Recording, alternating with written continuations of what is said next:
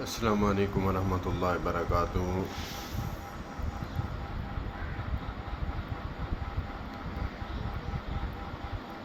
کبھی ایک لفظ کا کبھی معنی اور ہوتا ہے اور کبھی اور ہوتا ہے، وہ کیسے؟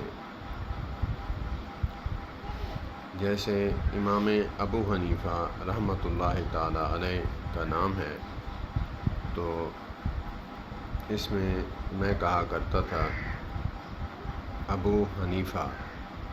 حنیفہ ان کی بیٹی ہے اور ان کے ابو ہیں، یعنی کہ امام ابو حنیفہ رحمۃ اللہ تعالی علیہ کی بیٹی کا نام حنیفہ تھا۔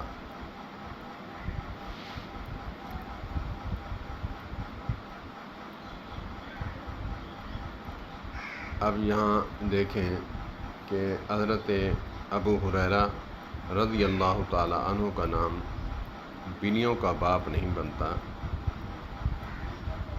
کیونکہ ان کو بنی کے بچوں سے محبت تھی، اس کے ساتھ رہتے تھے، بچے ان کے ساتھ رہتے تھے۔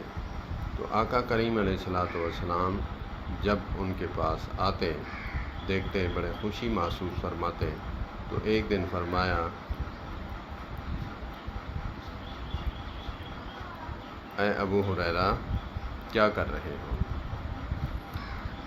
تو اس دن سے عشق مصطفیٰ میں، محبت مصطفیٰ میں آقا کریم علیہ الصلوۃ والسلام کا جو نام پڑا بنیوں والے، یہاں بنیوں کا باپ نہیں مراد لیا جائے گا۔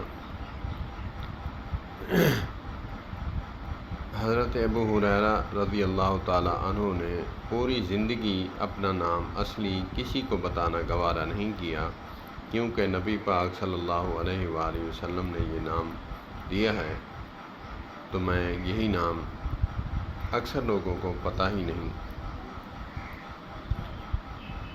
ان کا نام عبد الرحمن تھا، بلکہ عبداللہ تھا،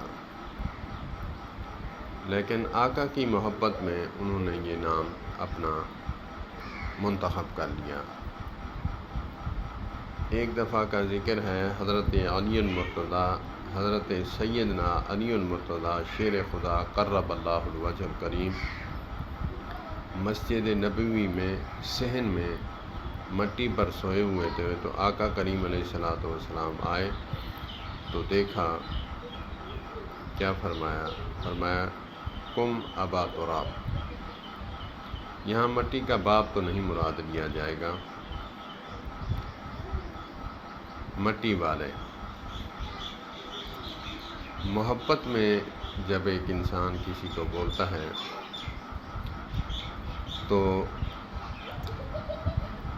سیاق و سباق دیکھنا پڑتا ہے کہ یہ لفظ کہاں بولا گیا ہے اور اس کا معنی مفہوم کیا ہے۔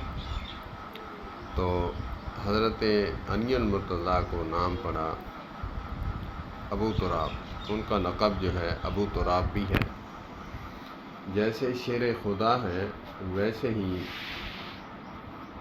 ابو تراب بھی ہے۔ اللہ پاک ہمیں سمجھ عطا فرمائے۔ یہ قیمتی جملہ ہے مولانا محمد الیاس گمن حفظہ اللہ تعالیٰ کا۔